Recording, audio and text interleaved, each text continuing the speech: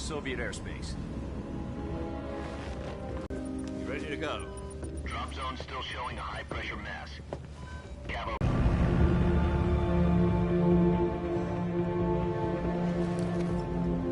Ask.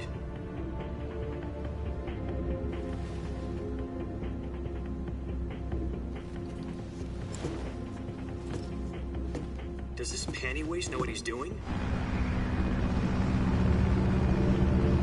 Approaching release point. 10 minutes to drop off. Hey, are you deaf? He said put out the cigar and put on your mask.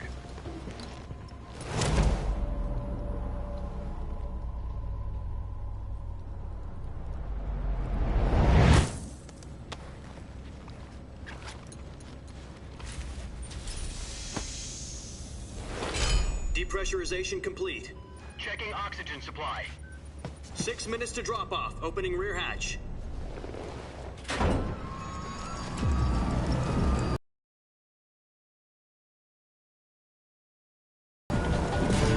Sunrise.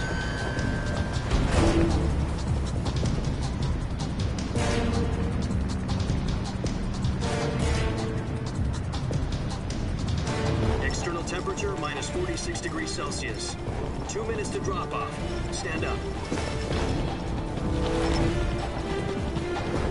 You'll be falling at 130 miles per hour. Try not to get frostbite from the wind chill. 1 minute to drop off. Move to the rear. Activate the air bottle. This is one for the history books. The world's first halo jump. 10 seconds to drop off. Stand by. Status okay. All green. Prepare for drop-off. Countdown. 5, 4, 3, 2, 1. Spread your wings And fly. God be with you.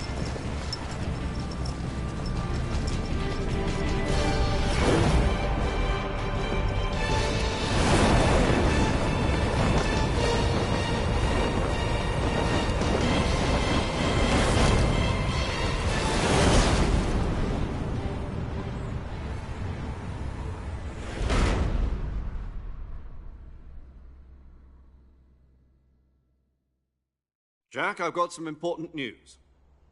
The head of the CIA has finally given us the green light for the virtuous mission. Virtual mission? No, the virtuous mission. The future of our Fox unit depends on it. If it succeeds, we'll be officially organized into a unit. Virtuous mission? Sounds like some kind of initiation ritual. You know, don't get cocky. This isn't a training op. Right. So what exactly is this wonderful mission?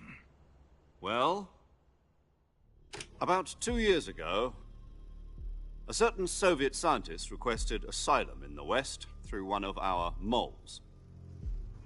His name is Nikolai Stepanovich Sokolov. He's head of the OKB 754 Design Bureau, one of the Soviets' top-secret weapon research facilities, and the East's foremost expert on weapons development. Sokolov? Isn't he that famous rocket scientist? The very same. On April the 12th, 1961, the Soviets achieved the first manned spaceflight in history.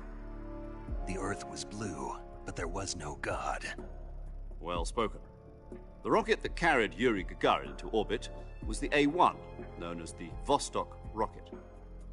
Sokolov is said to be the man most responsible for the multi-engine cluster used in that rocket. After Gagarin's flight, Sokolov left rocket development to become the head of the newly established Design Bureau. From a lowly technician to head of a design bureau, that's quite a success story, so why do you want to defect? It seems he'd become afraid of his own creations. Afraid? Call it a crisis of conscience. And for that, he left his country and his family behind and went over the fence? Not exactly. One of his conditions was that his family was also to be taken safely to the West. We used a mole to get the family out first and succeeded in sneaking Sokolov over the Berlin Wall shortly afterwards. I was the one who conducted the operation. The security on the eastern side was still full of holes back then. Then what? We got Sokolov over in one piece, but the whole ordeal had left him exhausted, and we checked him into a hospital in West Berlin. It took him 2 weeks and more than 600 miles to get from the research facility in the Soviet Union to Berlin, he was in no condition to say anything coherent. And it was only a week later that we had something much bigger on our hands. The Cuban Missile Crisis. October the 16th, 1962, President Kennedy received word that the Soviets were in the process of deploying intermediate-range ballistic missiles in Cuba to remove its missiles from Cuba, and so the world avoided a nuclear holocaust. But in order to get the Soviets to pull their missiles out, we had to make a deal. You mean the one where the US agreed to remove its IRBMs from Turkey? No. The Jupiter IRBMs deployed in Turkey were obsolete, and we were going to get rid of them anyway. They had no strategic value whatsoever to either the US or the Russians. The Turkey deal was a ruse, a cover story that was fed to the other intelligence agencies around the world. So what did the Russians really want? Sokolov. They wanted us to return Sokolov. You mean the Soviets pulled out of Cuba just to get their hands on Sokolov? That's right. What the hell was he working on? At the time, we had no idea. We were running out of time. It was either give up Sokolov or risk full-scale nuclear war. In the end, we had no choice. President Kennedy gave in to Khrushchev's demand.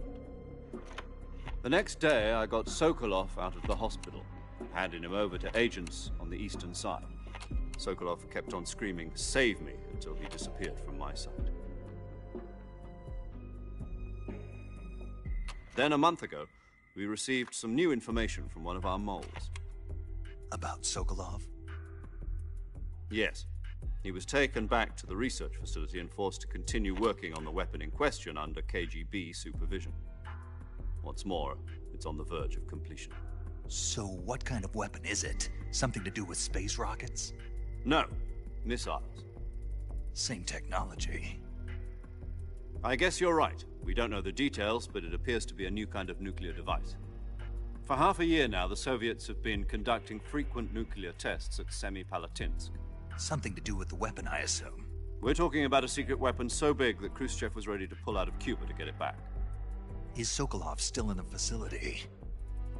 No. According to our intelligence, he's in Selino-Yarsk, a place in the mountains about 3 miles to the west that's known as the Virgin Cliffs.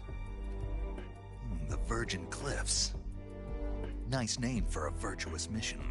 They moved him there just recently. Why? Apparently, they're conducting a field test of the weapon, but it's our best chance to get him back. This mission would never have been possible if he was still in the research facility. This is our last chance. Sokolov must have known that too when he contacted us.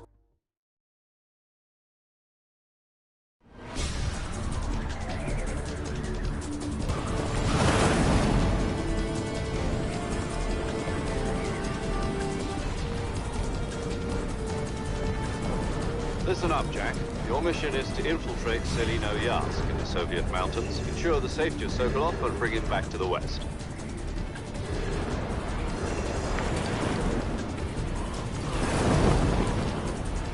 If we don't get Sokolov back before that weapon is complete, we'll be facing a major crisis.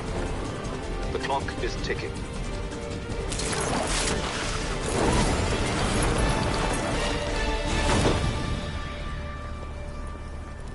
Once we've confirmed the rescue of Sokolov, stand by at the recovery point. A recovery balloon will be dropped at that point.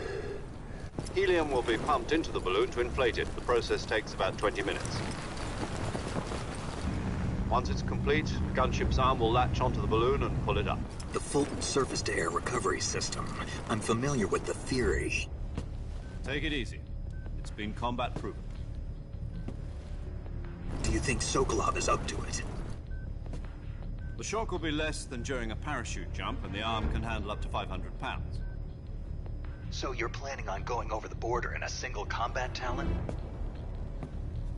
She's equipped with 2 6-barrel 20mm Vulcan cannons, as well as 2 40mm machine guns. Sounds like she could hold her own against a battalion of tanks.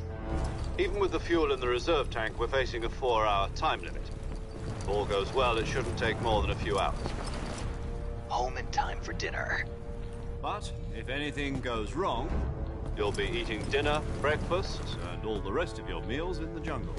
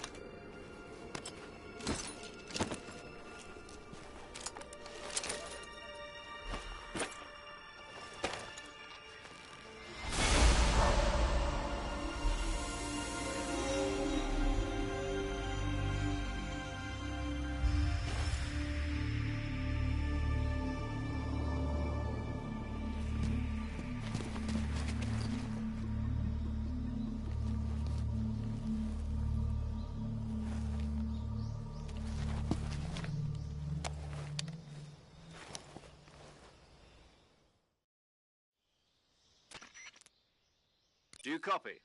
You're already in enemy territory, and somebody might be listening in. From here on out, we'll be using your code. You're not to mention your real name. Snake? Oh, you don't like snakes? What do you mean? Well, you've eaten one before, haven't you? In survival training? I'm glad to... I don't know if... Be careful, you might not have a... What about you, Major?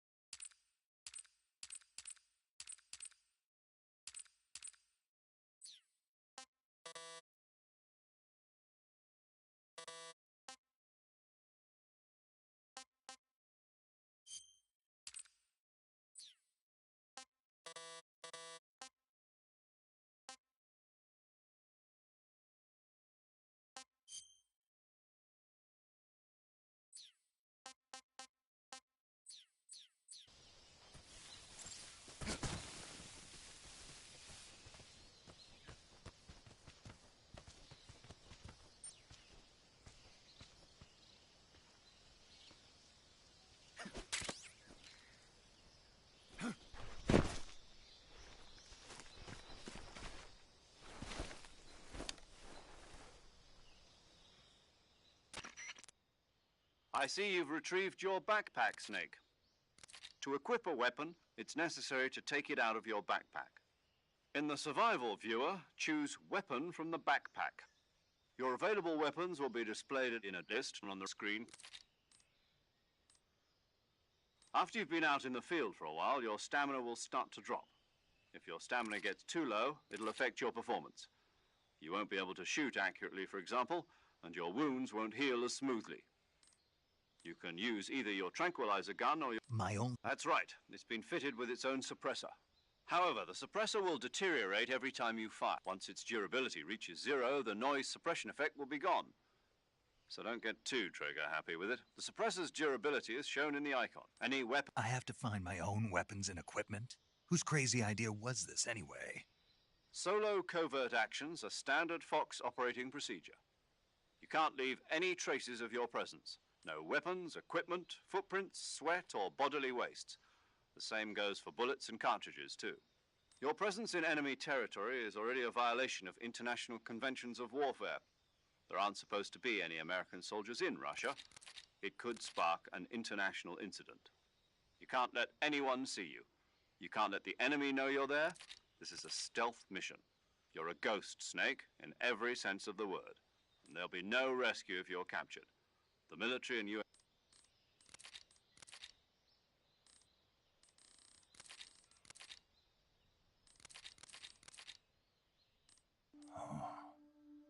Talk to me. Let me hear your voice. It's been 5 years, 72 days, and 18 hours. You've lost weight.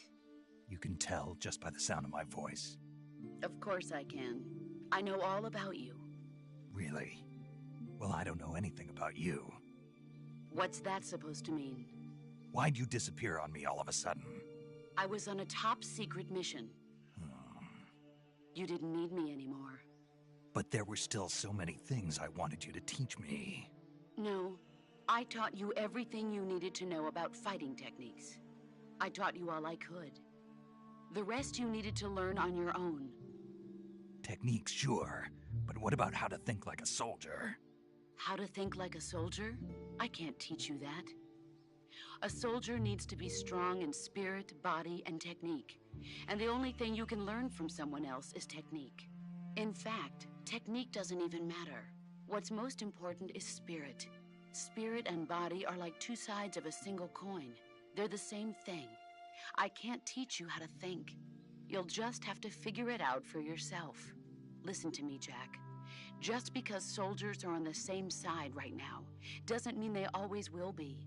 Having personal feelings about your comrades is one of the worst sins you can commit. Politics determine who you face on the battlefield. And politics are a living thing. They change along with the times. Yesterday's good might be tomorrow's evil. Is that why you abandoned me? No, it had nothing to do with you. I already told you, Jack. I was on a top-secret mission. A soldier has to follow whatever orders he's given.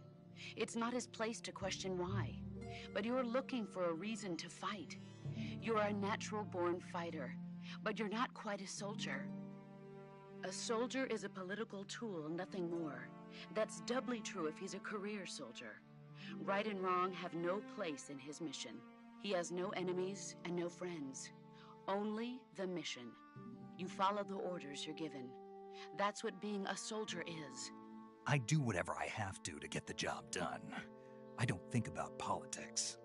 That's not the same thing. Sooner or later, your conscience is going to bother you. In the end, you have to choose whether you're going to live as a soldier or just another man with a gun. There's a saying in the Orient, loyalty to the end. Do you know what it means? Being patriotic. It means devoting yourself to your country. I follow the president and the top brass. I'm ready to die for them if necessary. The president and the top brass won't be there forever. Once their terms are up, others will take their place. I follow the will of the leader, no matter who's in charge. People aren't the ones who dictate the missions. Then who does? The times. People's values change over time, and so do the leaders of a country. So there's no such thing as an enemy in absolute terms. The enemies we fight are only enemies in relative terms, constantly changing with the times. As long as we have loyalty to the end, there's no point in believing in anything, even in those we love. And that's the way a soldier's supposed to think? The only thing we can believe in with absolute certainty is the mission, Jack. All right, but do me a favor. What is it? Call me Snake. Snake? Oh, right. Your code name is Snake. It suits you well. That's right. The legendary unit that the boss put together during World War II was a snake. The Cobra unit, a group of heroes that brought the war to an end and saved the world. As long as you've got a legendary hero backing you up, you'll be fine. Isn't that right, Snake? Yeah, I can't think of anyone else I'd rather have with me. Oh, and one more thing, boss. Yes? It's good to hear your voice again. Same here. After all, who knows if either of us will make it out alive? Snake, you are always best at urban warfare and infiltrating buildings. But this is the jungle. Survival is going to be key. Those CQC techniques I taught you are sure to come in handy. CQC? Close quarters combat, huh? I've been in the Green Berets for the past few years. I'm probably pretty rusty. Not to worry. I'll be here to help you remember. After all, this is your first actual survival mission. I'll be supporting you over the radio. Where are you, boss? Next to the Major? The boss is communicating with us by radio from aboard a Permit-class submarine in the Arctic Ocean. My frequency is 141.80. Call me if you need my advice on battle techniques. Gotcha. Your mission is to retrieve Dr. Sokolov. Dr. Sokolov is being... Snake, try to remember some of the basics of CQC.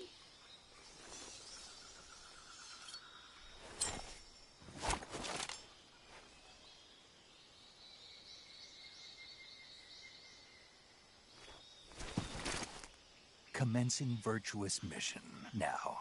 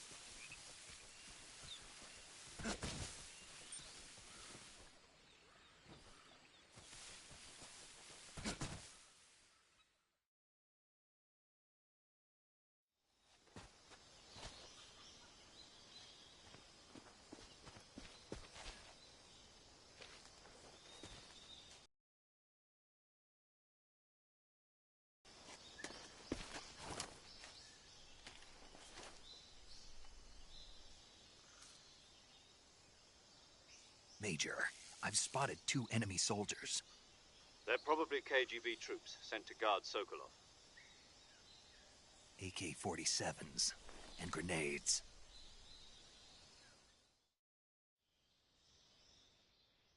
Snake, your presence in...